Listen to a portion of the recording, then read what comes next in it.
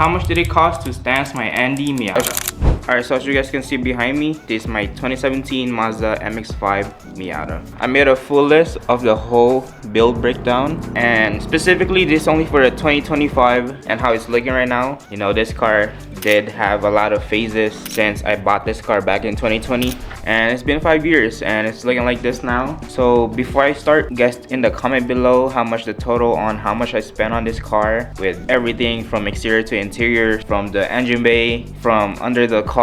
Also the list that I'm showing right now, I'm putting it as a retail price, you know, give or take. Some of these parts I got it used, some of them I got it new, but let's just say it was a retail price. To start off the list, let's start with the suspension. I think it was beginning of 2025. I recently bagged this car. I got it from my homie in California. He used to drive a Andy too. I think he just sold it, and then I was the first one to ask him if I could cop it, and now we're on bags. So it is a bag rider super low with airlift 3-piece management. It does have dual compressor as well, and the original price is around $4,200 for the bag suspension itself. I don't remember how much I got him used for, but let's just say it's around $4,200 off the site. Alright, so the second one, let's start with a camber setup. So in the rear, I have a Megan Racing upper control arm, which cost me $160 brand new. I also have a Megan Racing lower control arm, which cost me around $170. So if you guys are gonna camber your car, especially in the rear, I would just recommend you guys going with the uppers. The upper control arm is around $160, and it gives you like -10 max, which is a lot, and it's way enough if you guys are, you know, just trying to fit your wheels in with just a little bit of camber. Just get the uppers, you don't need the lowers. Next one is, I also have a rear Megan Racing in the rear, which cost me around $190. If you guys are doing camber, it's very important to get your alignment as close to perfect as possible, because you don't want to go through tires every month. I am running -12 in the rear, which is kind of a lot, especially if this is my daily driver for 4 years now, maybe 5 years. But yeah, it's been my daily. It's been hella reliable, never broke down on me. Been driving this car static for 3 years and never had any issue. This car is literally meant for it. The under panel is flat. Yeah, I went through like a couple different exhausts because I put a hole through it, but it's part of the game. That's everything in the rear for me. I am planning to get a caster and trailing arms just so it could complete the whole control arm in the rear, but it's not really an issue right now, so I'm gonna just leave it alone. And let's move to the front. So for the front, I am running a True Hearts upper camber arm. They just recently released a control arm in the front for this car specifically. I had to cop it because not many company makes them. I think there's only 2 in the US, which is kind of suck because everything is made in Japan. I'm pretty sure there's a lot more company that makes camber arm for this car, but specifically in the US, there's only 2 companies that I know. I feel like True Hearts is one of the big brands that I personally know because of my Honda friends. I also have a front tie rod from Megan Racing as well. It cost me, oh actually, for the upper camber arm in the front, it cost me around $400, and for the front tie rod, it cost me around $120. Alright, so that's it for the engine / exhaust category. Now let's move on to exterior. This is gonna be an interesting part. First on the list is the wheels. So you guys may know, I recently traded my Werkmeister M1s to a 17-inch Work VS X9 3-piece. And for me, didn't regret it. I feel like it looks way better on the 17s. For that price, I don't really know how much the owner got that wheels for, but I'm just gonna include how much I paid for my Werkmeister, and I paid around $3,000 for that. Brand new, literally first owner right here. So with wheels, you're gonna have to get tires, and the tires on this car is called Nidogen. It's around $420 for a full set. All right, let's move in the rear. I also have a Verus engineering diffuser. Also got that from my homie Tim, so that cost around $600. I feel like that diffuser has a really unique look to it. It bolts under your chassis. It's not like one of those diffusers that you put 3M tape on it and then you just slap it on the rear bumper. Nah, but that one I have to use like bolts and nuts to put it on, which is way better, so I don't have a problem with it coming off. So for my taillights, I have a Carbon Miata taillights in the back, and that costs around $700. You know, I said in the past, at first I didn't really like how it looks. I don't like how there's a red accent to it, and I feel like the OEM is better if it's clear, which I'm still 100% agree with that. But as an aftermarket taillights, it's also sequential, and that cost me around $700. So for the front lip, I am running a base and R, and that cost me around $140. To all my homies that's watching this, if you know, you know, but this is probably my 8th lip that I've had, and this is the one that lasted the longest. I'd recommend this over anything else because I went through 3 different type of lips on this car, especially when I was static, scraping everywhere. But this lip is probably the most durable out of anything else, and it's not that expensive. So I also have a carbon fiber side mirror cap. I was gonna wrap it to the same color as this wrap, but it was kind of hard for me, so I just slapped on a carbon fiber side mirror cap, and that cost me around $120. So for the duckbill, I know most of you guys are curious on what type of duckbill I'm running right now. To be honest, I forgot what it's called because my girlfriend got it for me for Christmas. I feel like it just flows with the car. You know, I had a carbon fiber trunk before that is also a duckbill, and I feel like that's not aggressive enough, so I changed it to that duckbill, of course, and I still prefer duckbill over wings. Let me know in the comments below if you guys agree with that. That cost me around $200. Alright, now let's talk about the tint.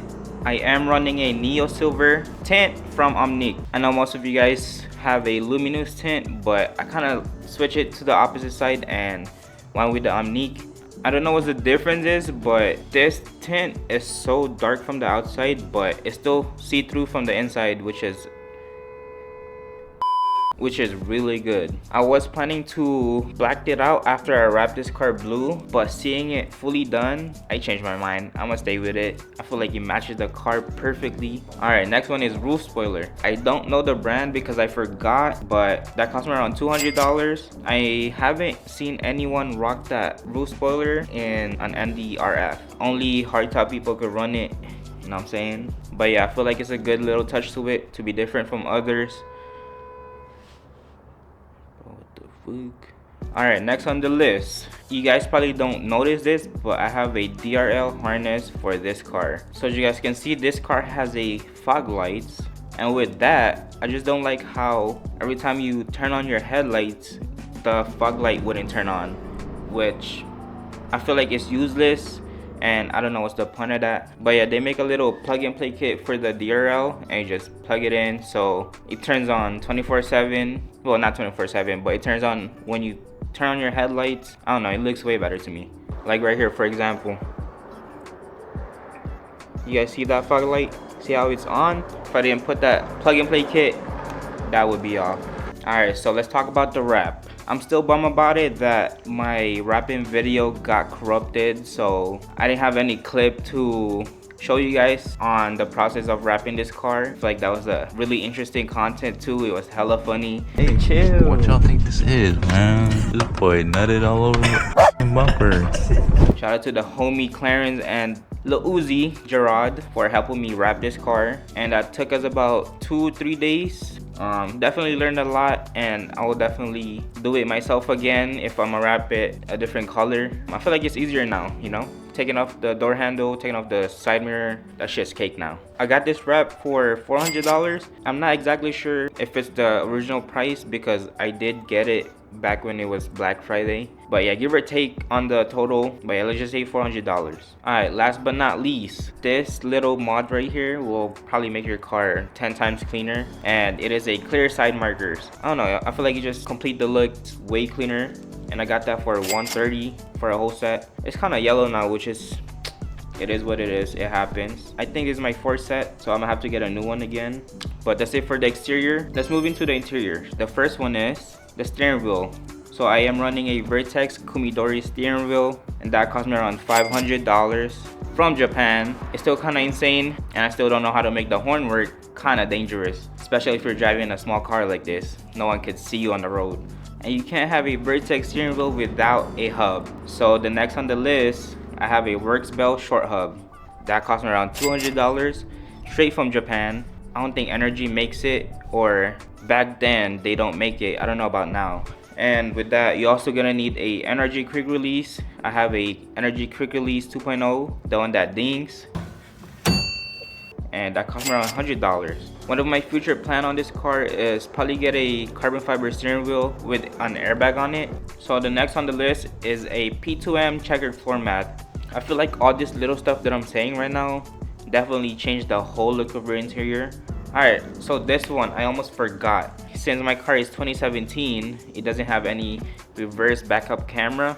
The backup camera is from a site called Flying Miata. I got it for $120, and I'm gonna tell you right now, it's clutch.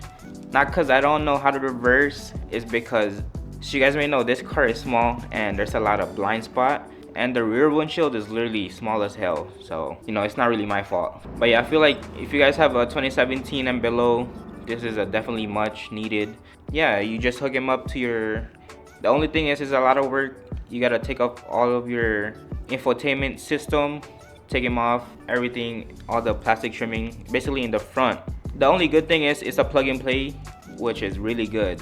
And you're just gonna have to disconnect your battery, and it's already programmed to the system that, you know, that specific backup camera is for the ND, which is really good. Alright, with that, I also have a red dash mat, and I just recently got it.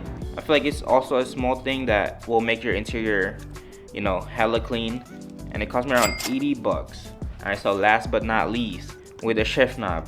I am running a VR Likewise Gold shift knob with junior extension. I feel like this is the best looking shift knob in my opinion, but the only thing is, since I have the extension on it and also have a short shifter, I can't really feel my short shifter in the car because of how long my shift knob is. It's whatever, but you know, sometimes I want to feel that clicky mechanically shifting, but I can't really feel it unless I take off the extension and just run the Go shift knob, which is, I feel like, is way too small and it doesn't look good. But yeah, what I'm saying is Go shift knob and the junior extension is a great combo, and it cost me around 200 bucks. But yeah, this is basically the whole build breakdown on my 2017 Mazda MX-5 Miata. Like I said, I didn't include any maintenance slash labor and slash my old setup. But I do have the list for everything on how much I really spent on this whole car from 2020 to 2025. But let's stick with the 2025 only. Comment down below if you guys guessed it right or somewhat close. So I calculated everything, and the total price is around $15,700. This whole build right here cost me around almost 16 grand, which is still kind of insane. But yeah, but the crazier part is this probably only half on how much I really spent on this car. I made this list back in 2021, right? This is with my old static setup back when it was red, and the grand total price is 20 grand. And if you guys do the math, you know, maybe give or take on my new setup plus my old setup and how much it costs, it's probably around 30 grand, I'm not gonna lie. All right, so what's the move today? We're gonna go pick up something. We're gonna go pick up something right now. She's gonna surprise me. I don't know what it is. She's picking it up right now. Wonder what it is.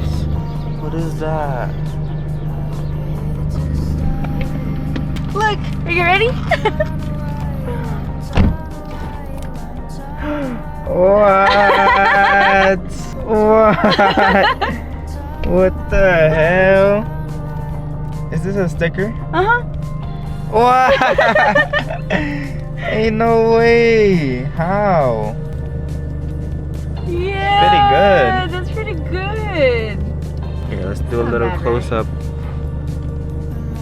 You gotta cover the back like this. There you go. See that? You guys see the details? Come on.